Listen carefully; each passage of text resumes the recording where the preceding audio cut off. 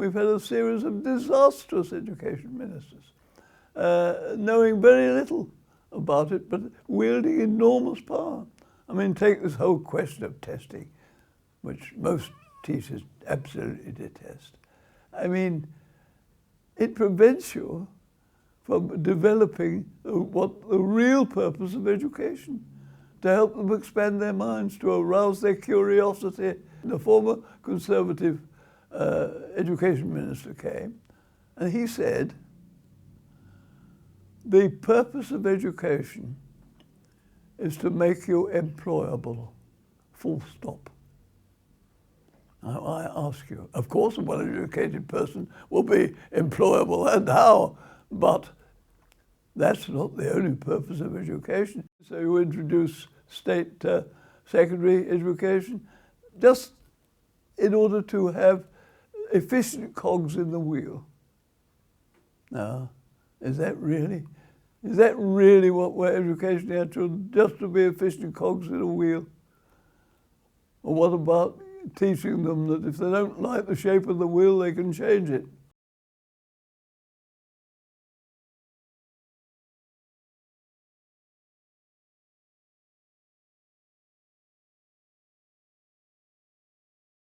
Can you tell us, first of all, what your name is and how old you are and when you were born?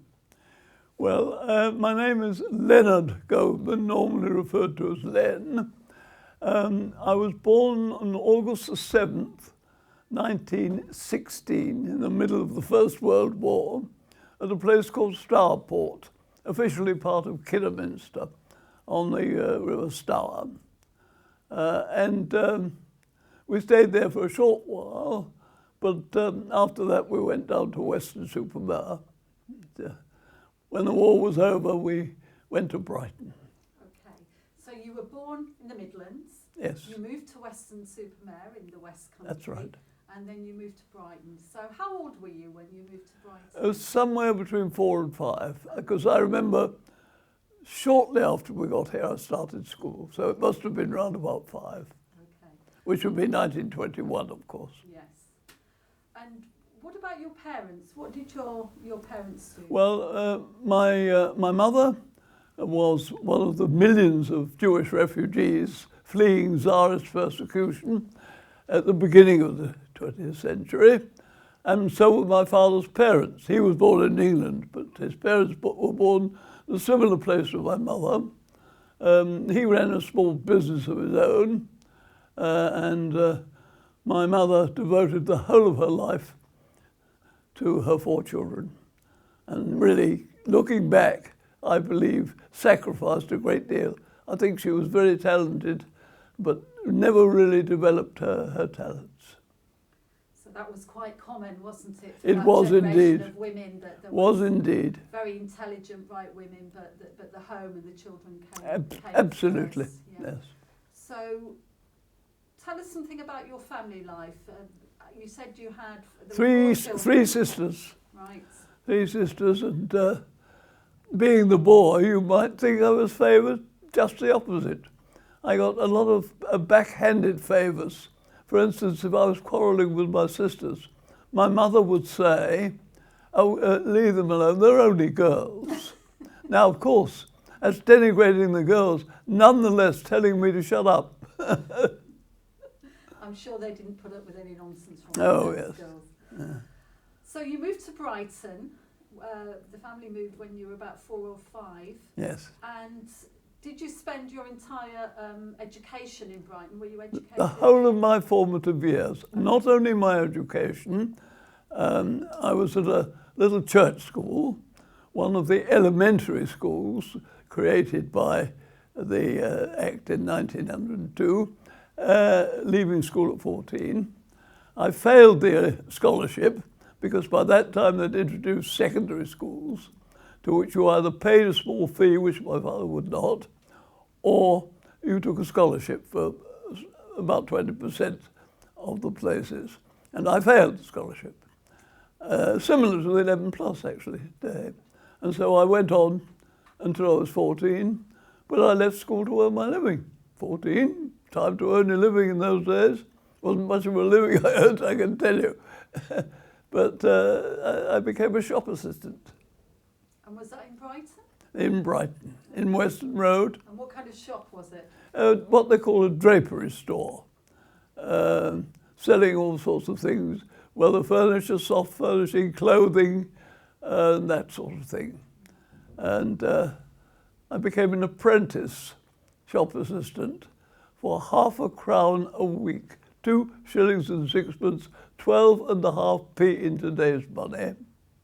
But they said, you're not really entitled to anything.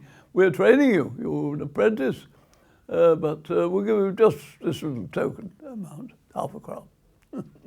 So you took an exam to go to secondary school, to get a scholarship to secondary school, but you didn't pass. Exactly. How did that make you feel then? I try to think back. I don't think it quite had the devastating effect that I know, in the case of many young people, the failure of the 11 plus has. Because I have so many friends there, I think I'd have been sorry to leave them. And the teacher we had there I was lucky, quite remarkable. The fact that I can speak to you now so fluently, I put down to his teaching.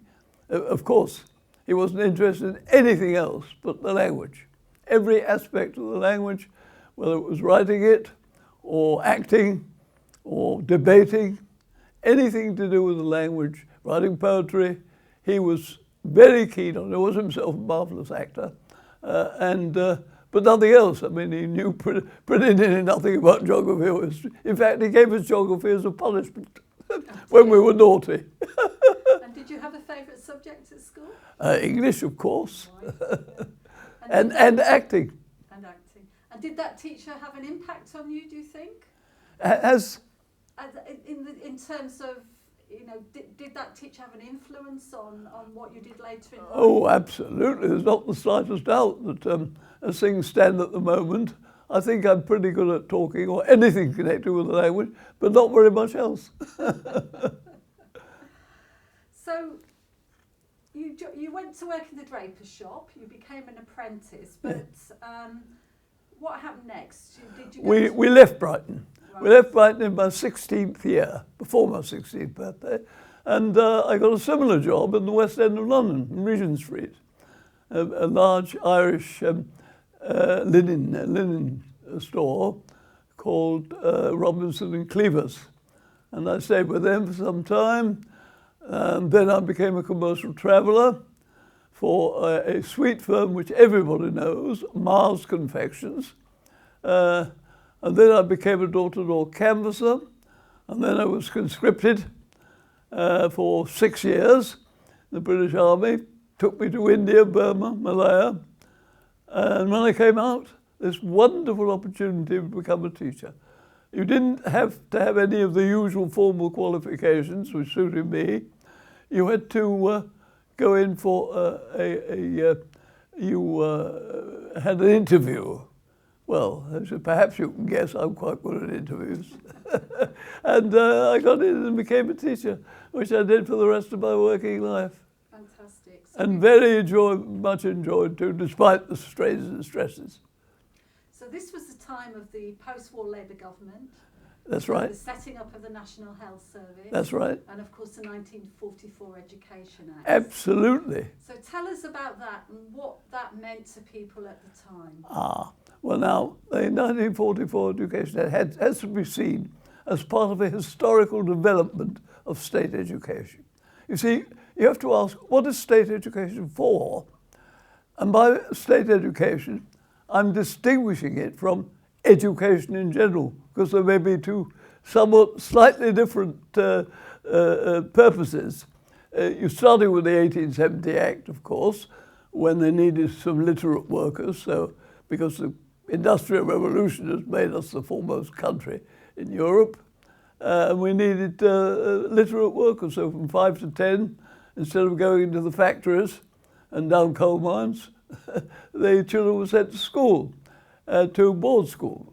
But by 1902, they needed a few people with a little bit better qualifications, so they introduced the board schools became elementary schools under local education authorities, And they also had set up for the first time state secondary schools.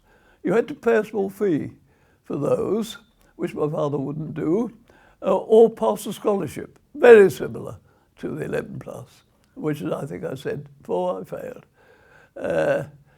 And then, of course, during the war, when there was all this talk of a wonderful welfare state after the war, 1944, you got the Education Act abolishing elementary education, secondary education for all. Sounds wonderful, doesn't it? But with this little catch, different types of secondary education. You were going to have a few going on to technical, secondary technical schools, but we can forget those for the moment. They were not so important.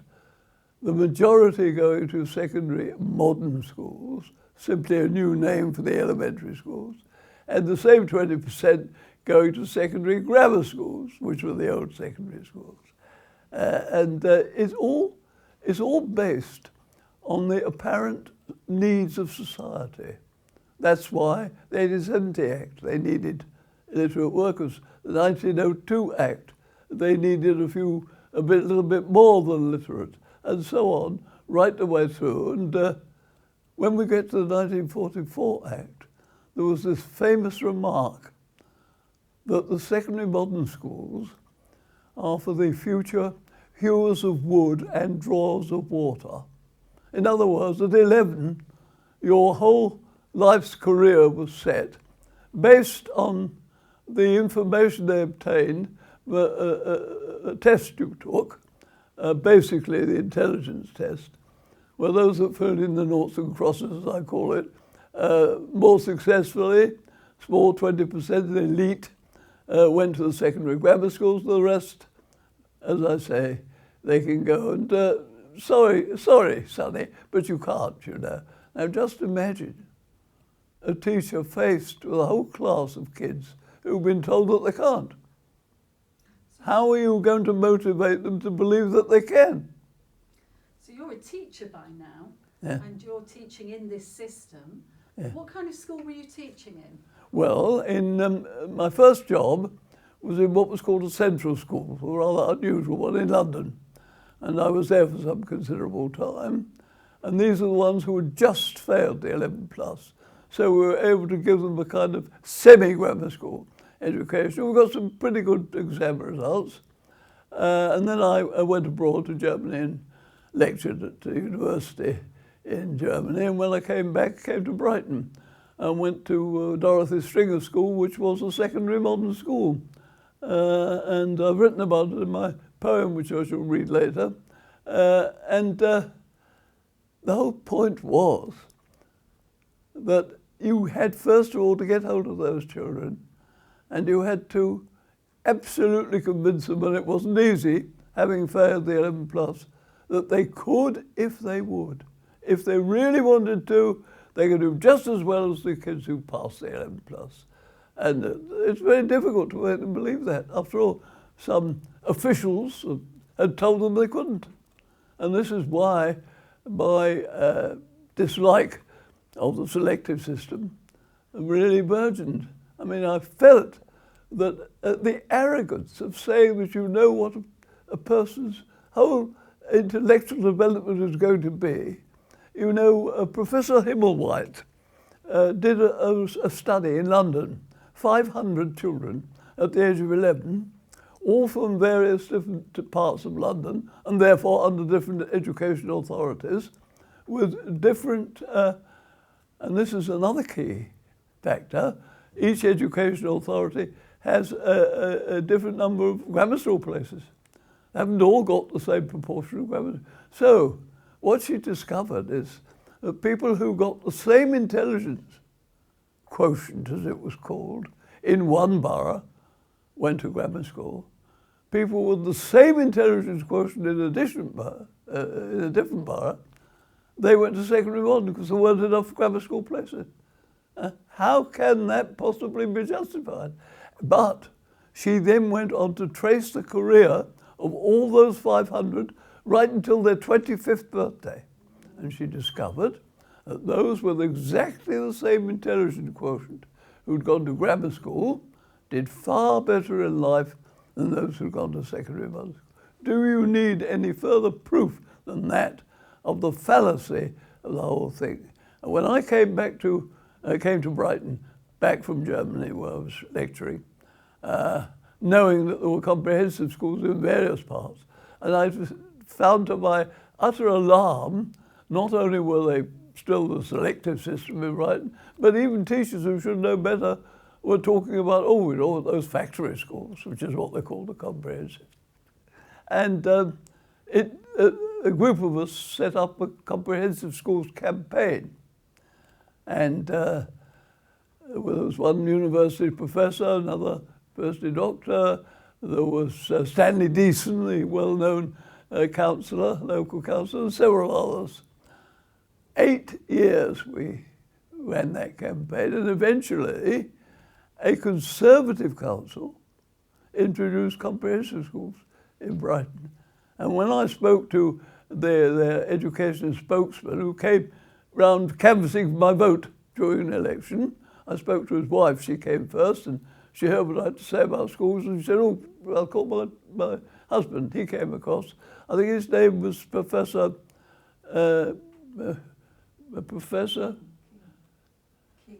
Yes, Kingman, I think it was, Professor Kingman. And I told him again what I thought, and he said, you're going to be surprised. He said, I agree with every word you've said. So what year was that you finally This would be round about 1970, would it be? Something like that. Yes. I think they were eventually, a comprehensive system was introduced in the 70s or the early 70s. And the school I was in, it was a secondary modern school, became comprehensive. And we were told, oh, you know, mixing the dullards with the bright ones will hold back the bright ones. Well, they held back. I was in charge of the history department, head of history. And I took them for their 16 plus exam. And I had them completely mixed. Those who come from, it was stream, but those who came up to me, they all came all together.